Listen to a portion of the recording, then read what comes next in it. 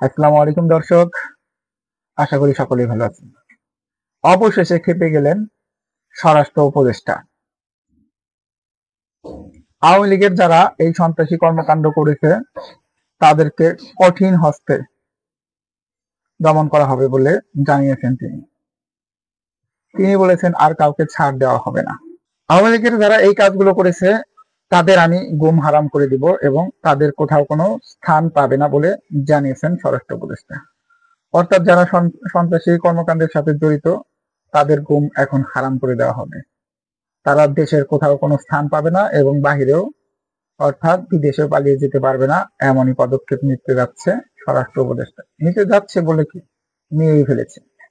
তিনি বলেন, আমি বাহিনীতে ইনস্ট্রাকশন দিয়েছি তারা টহল কার্যক্রম আরো বৃদ্ধি করবে, আগামীকাল থেকে যেন কোথাও কোনো কিছু না ঘটে সেজন্য তারা ব্যবস্থা নেবে। বাহিনীর সবাইকে আমি ইনস্ট্রাকশন দিয়েছি, তারা এটা ভালোভাবে কার্যকর করবে। অর্থাৎ স্বরাষ্ট্র উপদেষ্টা যৌথ বাহিনীকে ইনস্ট্রাকশন দিয়েছে কিভাবে টহল দিতে হবে এবং দেশে কোথাও যেন কোনো ধরনের অপরাধ সংঘটিত না হয় সেদিকে নজরদারি বৃদ্ধি করা হয়েছে। অর্থাৎ যদি কাজে কোনো বাহিনী কোনো ধরনের গাফিলতি প্রমাণ পাওয়া যায় তাহলে তার বিরুদ্ধে ব্যবস্থা নেবে। চাকরি চলে যেতে পারে অথবা সামরিক বরখাস্ত হতে পারে, এমনটি বলেছেন স্বরাষ্ট্র উপদেষ্টা। রবিবার 23 ফেব্রুয়ারি অর্থাৎ গত রাতে 3টা 5 মিনিটে তার বাসায় এক প্রেস ব্রিফিং এ এমনটি বলেছেন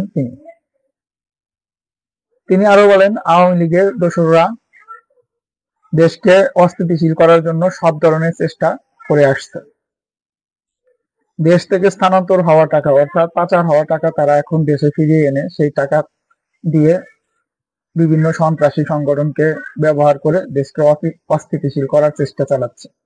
অর্থাৎ আওয়ামী লীগের যারা দেশ থেকে টাকা পাচার করেছিল তারা সেই টাকাগুলো এখন আস্তে আস্তে দেশে এনে দেশীয় সন্ত্রাসীদেরকে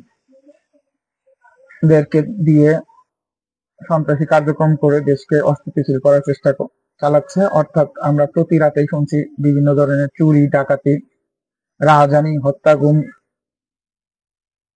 বড় বড় দুর্নীতি, বড় বড় ডাকাতি হচ্ছে প্রতি রাতে, যার প্রেক্ষিতে স্বরাষ্ট্র উপদেষ্টার পদত্যাগের দাবিও করেছে গত রাতে ঢাকা বিশ্ববিদ্যালয় থেকে।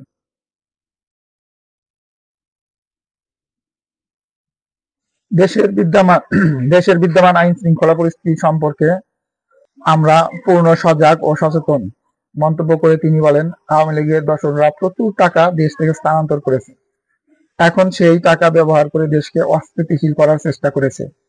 আমরা এটা কোনো অবস্থাতেই হতে দিব না। আমরা যেভাবেই হোক এটি প্রতিহত করব। দিনে রাতে যেখানে আইন শৃঙ্খলা বাহিনীর প্রয়োজন হবে তারা সেখানে যাবে এবং প্রতিহত করবে। অর্থাৎ দিনে রাতে কোথাও কোনো ধরনের সন্ত্রাসী কার্যক্রম আর সংগঠিত হতে দিবে না স্বরাষ্ট্র উপদেষ্টা। আইন শৃঙ্খলা বাহিনীকে এভাবেই সাজিয়েছেন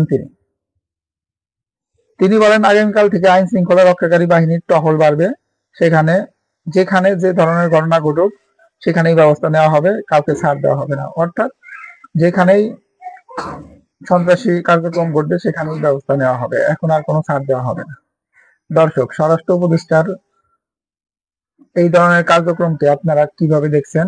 আর যেহেতু সে গত রাতে এই কথাটা বলছে, একদিন অথবা 2 দিন গেলেই বোঝা যাবে দেশের আইন শৃঙ্খলা পরিস্থিতিটা কতটা উন্নতি হয়েছে। দর্শক, সবাই ভালো থাকবেন, আর এই বিষয়ে কোনো মতামত থাকলে অবশ্যই জানাবেন। ধন্যবাদ।